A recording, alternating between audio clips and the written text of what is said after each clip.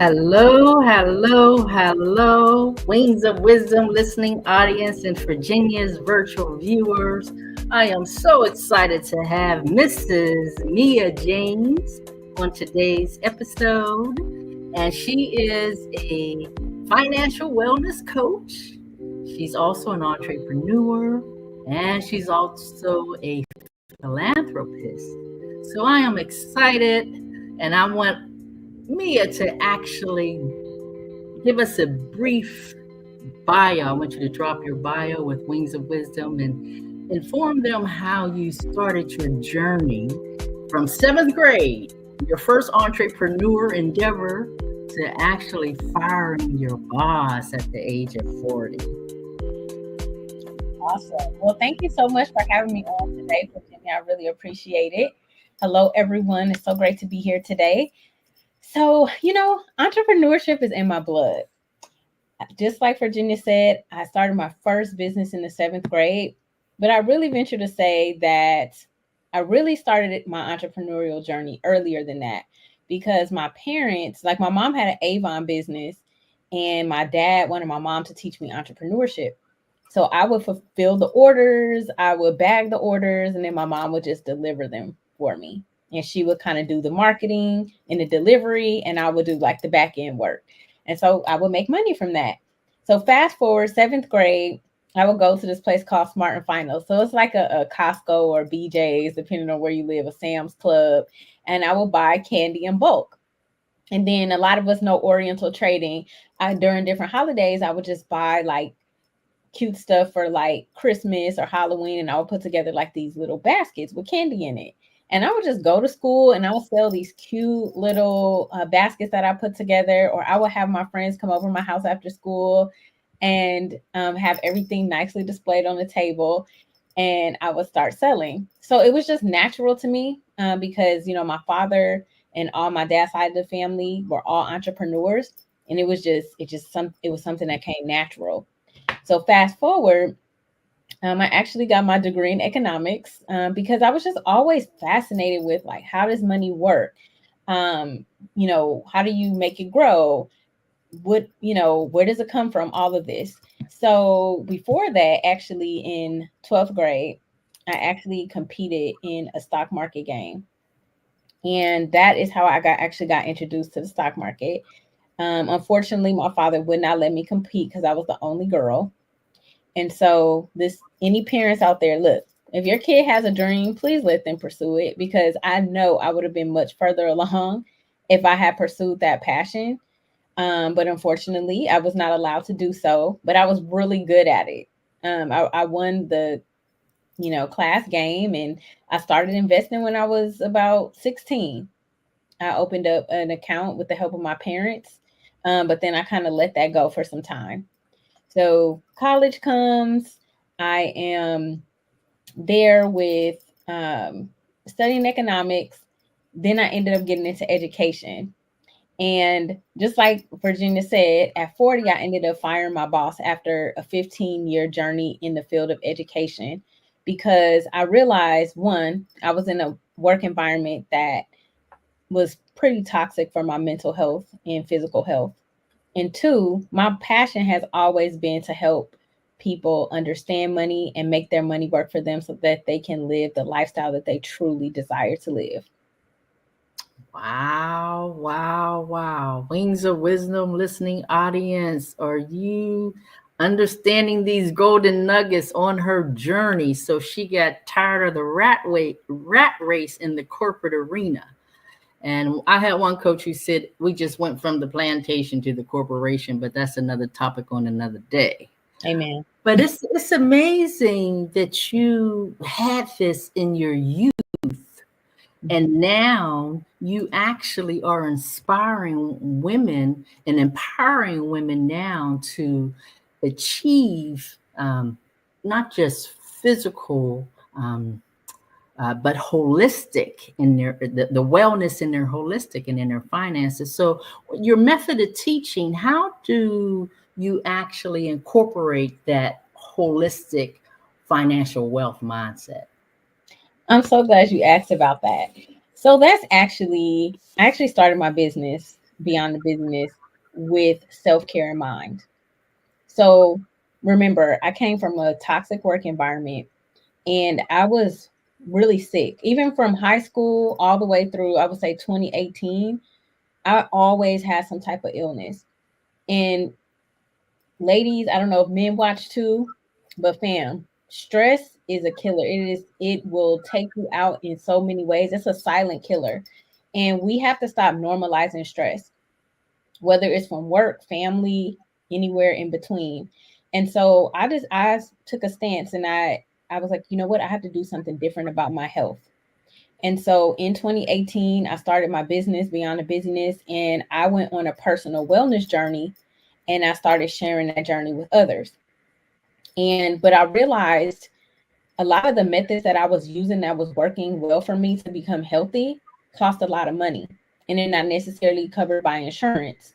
And then also to eat healthy, that also is significantly more expensive than just buying, whatever from the grocery store. And so I realized, I sat back and said, you know what, if we don't address finances, it's really hard to also address health, because sometimes we need that unconventional method to get well versus, always using pharmaceuticals.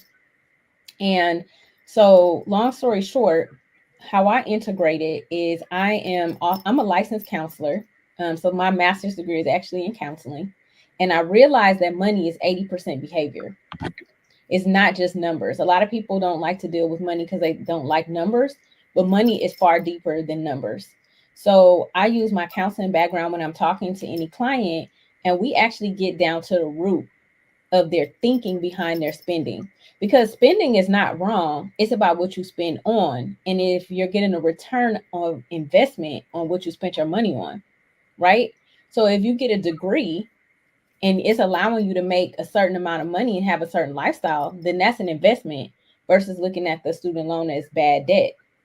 However, if you buy something that just depreciates and doesn't bring you any return, and you don't have money in the bank, well, we have to ask ourselves, why do we keep buying things that don't have any return? So I'm looking at that when I'm talking to my clients. I'm also a trained yoga instructor. So sometimes money brings up anxiety, embarrassment, um, old trauma, childhood trauma, right? And so what I'm going to do is we need to take a deep breath before we get into the conversation. Sometimes we need to stretch. Sometimes we need to move that body, because our body holds energy. And so I I've used yoga many times in my sessions to just say, you know what, let's just move. Let's just deep breathe. Let's meditate for a second. And let's focus on what we want to happen at the end of this conversation and shift our mindset towards our money. So that's how I incorporate wellness. Wow, I love it because I'm a swimmer. So whenever I do a workout, I love swimming and I feel amazing afterwards. But it's, doing it, getting there, doing it. 'Cause sometimes you need that partner to help you, get there. But sometimes you have to have that made up mind and do it yourself. That's right. What are some practical steps for those individuals who want to build wealth, but they feel that they're, starting from scratch? They don't know where to begin. Awesome. So the first step is really just to decide, right? You have to make a decision that you want to do something different and that the current state that you're in is no longer going to work for you.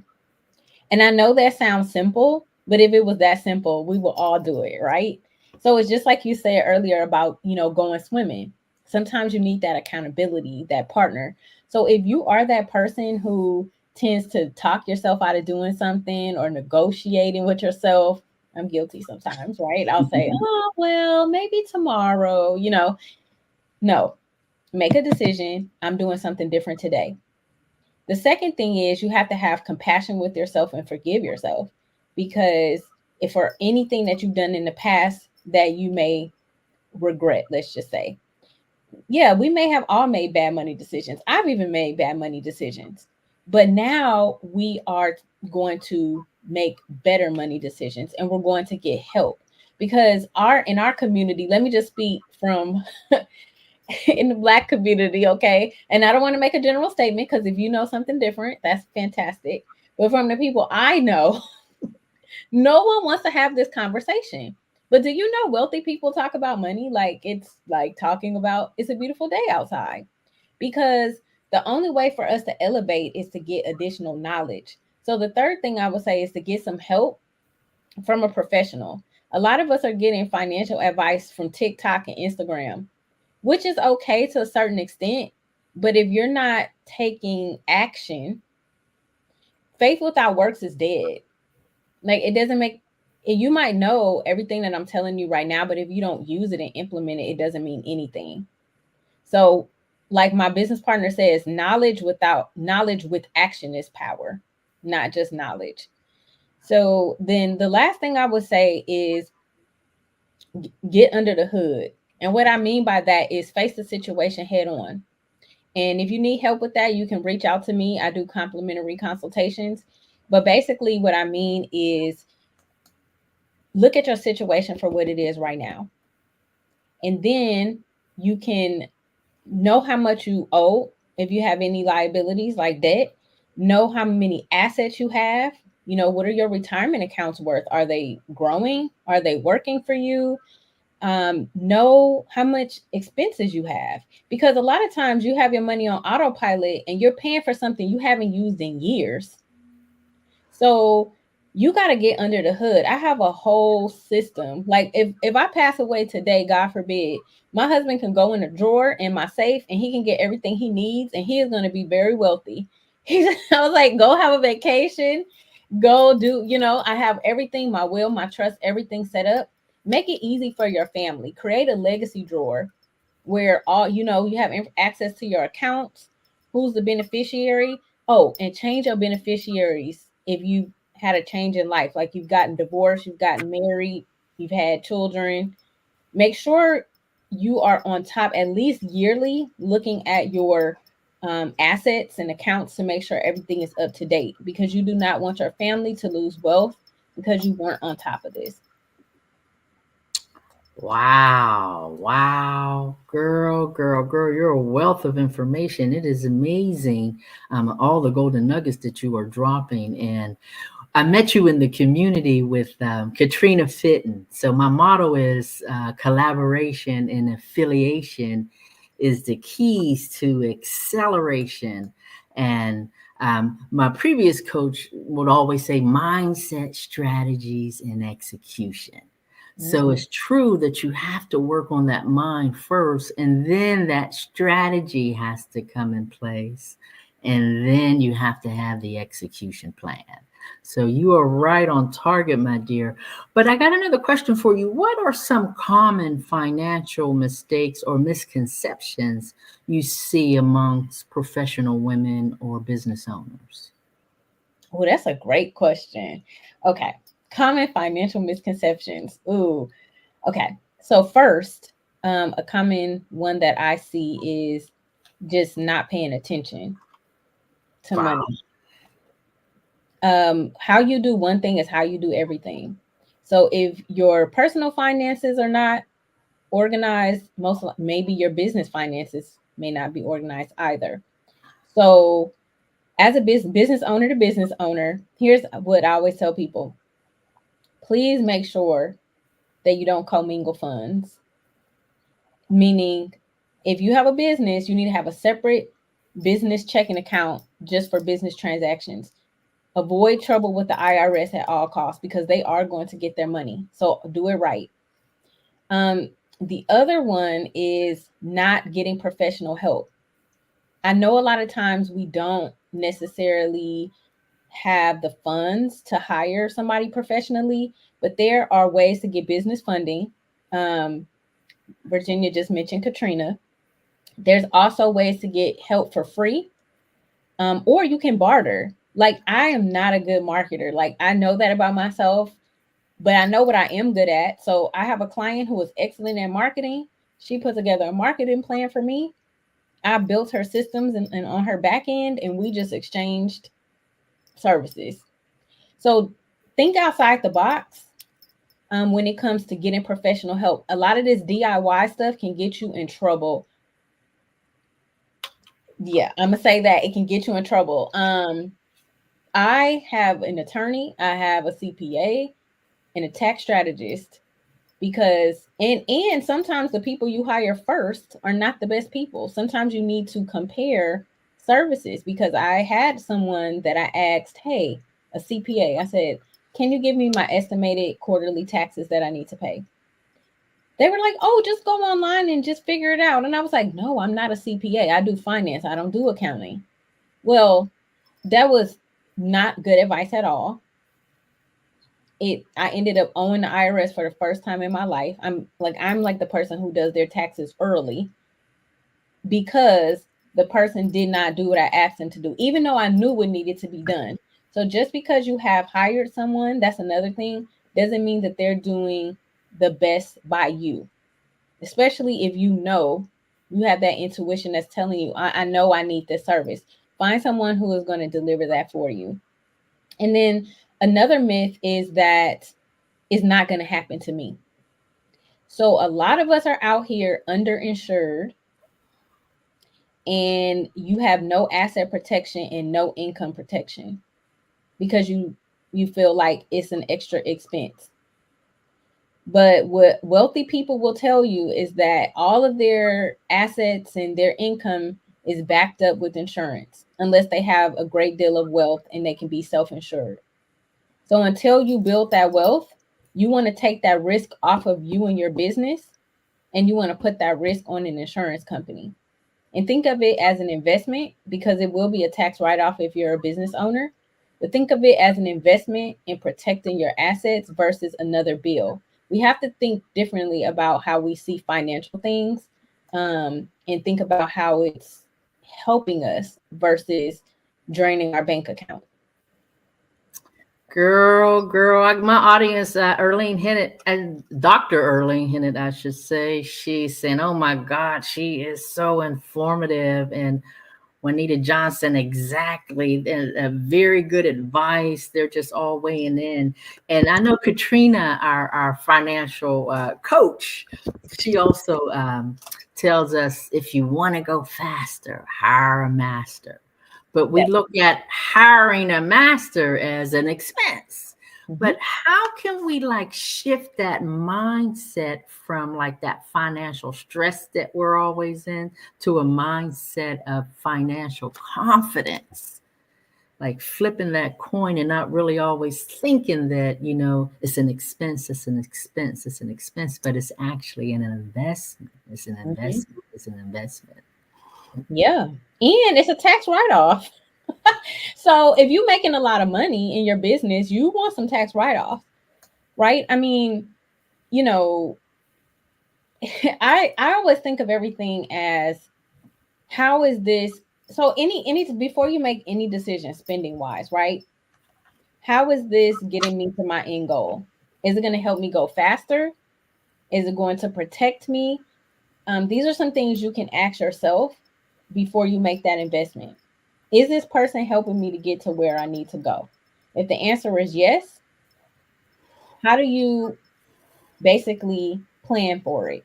So, when I do business consultations with business owners, we're going in the weeds when it comes to how much money that they're spending. I mean, we're getting like, I'm like, okay, how much do you spend on advertising? Do you have Canva? Do you have something like MailChimp? We are going real deep in the weeds. And the other thing, a lot of times business owners don't think about is you have costs that are not only monthly, you might have quarterly costs, you might have annual costs. How are you accounting for that? So the biggest thing is you want to pay attention to what's going out and what is coming in, or at least have a bookkeeper that's doing it for you and having consistent meetings with them so that you can stay ahead of things that are coming down the pike. You always want, like right now, I'm in 2025. My mind is in 2025. 2024 is over. You always got to be thinking ahead, especially if you own a business and especially with your numbers. And if that's not your strong point, your creative zone of genius, you might be a therapist, right? Then get somebody who can help you and be that person as your on your financial board of directors. I'm very big on financial board of directors.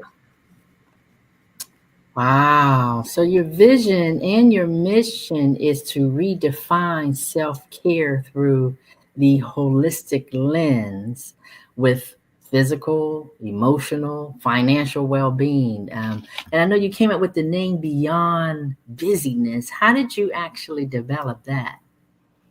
Oh, well, I'm a recovering overcommitter. Mm. I That's probably another reason why I was sick all the time. I was that Mm. person, I was doing everything. I'm volunteering, I'm working 5,000 jobs, I'm doing this, I'm doing always moving, moving, moving. And what I realized is that everyone is always screaming about how they're busy. First of all, I don't, when people say, "Oh, Mia, you're busy," I was like, no, I'm intentionally scheduled. Everything that is on my calendar is there because I want it to be there. I do not do things I don't want to do. Like that's, Mm. I'm past that point in life. We're done with that. Because the thing is, those things rob your joy, they sap your energy, and it could be people, it could be organizations, whatever it is, but you have to get clear on, yes, exactly, Bonita, 2024 is over. So you have to get clear on who are the people, organizations, and projects that bring you joy. And those things need to be on your calendar.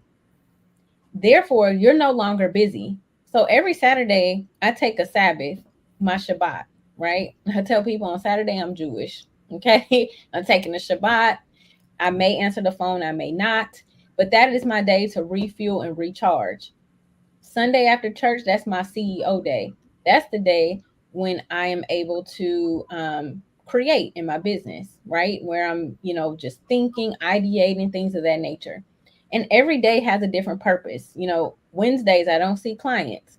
That's the day, another day for admin for me. But I see clients Sunday night, Monday, Tuesday, Thursday, Friday. So I'm very intentional about how my calendar is structured because I don't want to be busy. I never want to be too busy to take care of things that are important, like your finances.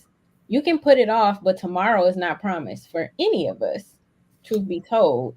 And as business owners, especially if you have people that are dependent on your income, you want to make sure your legacy is secured.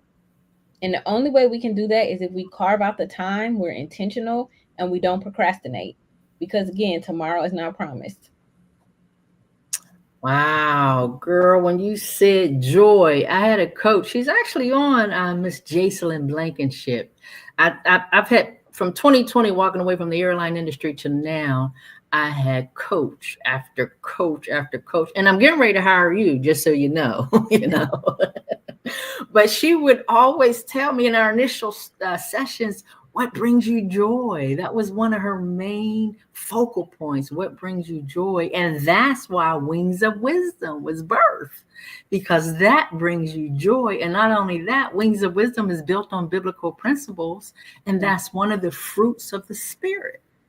There's 9 fruits of the Spirit, and joy is in there. So that's key. And being intentional is vital. And I had another coach that I'm with now, Dr. Tina Jane Ramsey. She's on, and she always say, no, no is your friend if it doesn't align with your purpose. And that's the problem with a lot of us. We just can't say no. So our plate continues to get full and we just busy, but don't have anything actually in line with where we really are going. So what strategies do you recommend for those who are struggling with financial insecurities? So first, I will recommend journaling. Actually, um, write down what are those financial insecurities because the first step in anything is awareness, right? It may be challenging. So if you have a therapist and you prefer to kind of explore with the therapist, that's also something you could do. But the first thing is to figure out what are those financial insecurities and where did they stem from. So, for example, my bestie actually helped me out with discovering a financial, I want to, a financial roadblock that I personally had, right? I'm still going through my own financial roadblocks because we all have them, from our childhood and maybe things we've experienced prior. So one thing, like my dad, he didn't believe in designer clothes, right? And so if I would say when I was younger, hey, can I get some Nikes, right? He would say, you don't need those Nikes. I'm going to give you $100 instead, like $100 bill. This literally would happen to me all the time. And so the moral of that story is, in my mind, like now, I always settle for second best. I don't always get what I want. And that has kind of played out through my life. And so go back and think about like what may have caused these financial insecurities. I have a friend who went through an eviction when she was younger. That caused financial insecurity for her. So like now she's like super tight with money. So what are some, notice what behaviors you have and where those behaviors come from. What agreements have you made with yourself? Like, oh, I'm never going to deal with that again. And has that caused you to be stingy with money? Has it caused you to be too free with money? Has it caused you to second guess when you're making decisions?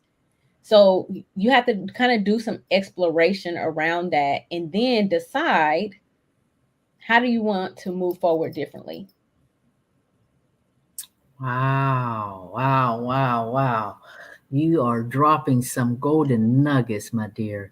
And I want to say, give Wings of Wisdom and Virginia's virtual viewers one last golden nugget. But you've been pouring it on. But they're all weighing in, and they're so excited. They said, my Juanita Johnson's, that's my sister. She said today's episode is powerful, and it's really you because you almost got a triangle effect. Not only are you, a financial wellness coach, an entrepreneur, you got this wealth of information, but you did the work and you did the inner work. And that's what it takes. It's an inside job. We focus on the outer appearance, but really when we get and sit with ourselves, it's really working on the inner you from that childhood. Like when you started in the seventh grade, you were having that mindset shift really then. And then actually leading all the way up to that day when you said, I'm not taking this stress anymore. I'm firing my boss and I'm doing my own thing. So being intentional is really, really the key for us. But if you could drop one last golden nugget for Virginia's virtual viewers, what would that be for that person who's actually sitting on the fence and they're saying, wow, I need to put a lot of things in place? What should their initial steps be for, just putting, the first step that they would actually take? So, that's hard to say. First, I would say don't do it alone. Get some help, especially if it's scary to you and you don't know where to start. Just get some help and some accountability. Wow. Once again, like Katrina Fitton, our coach, if you want to go faster, hire a master, and not just hiring a master, getting the knowledge, getting the wealth, the collaboration, is the connections. That's the key to soaring high and becoming the best version of yourself. So, ladies and gentlemen, girls and boys, now is the time to share on your electronic toys. We are so excited you are leaning in, listening, and learning today. So, Miss Mia, if they want to reach out to you, I have Mia at beyondthebusyness.com. Is there any other way they can reach out to you on social media platforms? Yes. You can go to beyondthebusyness.com, and you can also follow me on Facebook, Instagram, and TikTok at Beyond the Business. So I'll also put it in the comments. That's why you all see me looking down. I joined also so I can be in the chat. I love chats, y'all. So yeah, this is my if you go to beyondthebusyness.com, that'll be the link to my new book I just wrote. And then I'll also drop in the chat the link to my my link tree, which will give you all of the things that you can have access to. So give me 1 second and I'll grab that. All of my offers. There we go. And also, I just launched a coaching program, so I will drop that link in the chat as well in the comments. So, Virginia's virtual viewers, give Mia some love in the chat. We are so excited that she was able to take a little bit of time out, the busyness. She removed it and came on Wings of Wisdom, and I am so excited to have this collaboration with her, and it will be a lifelong legacy for each of us. So I'm grateful to be connected to you with all of your wisdom, and so grateful you were able to share your wisdom on Wings of Wisdom. So ladies and gentlemen, girls and boys, you all have a wonderful day, and don't remember to share this on your electronic toys. Have a wonderful day.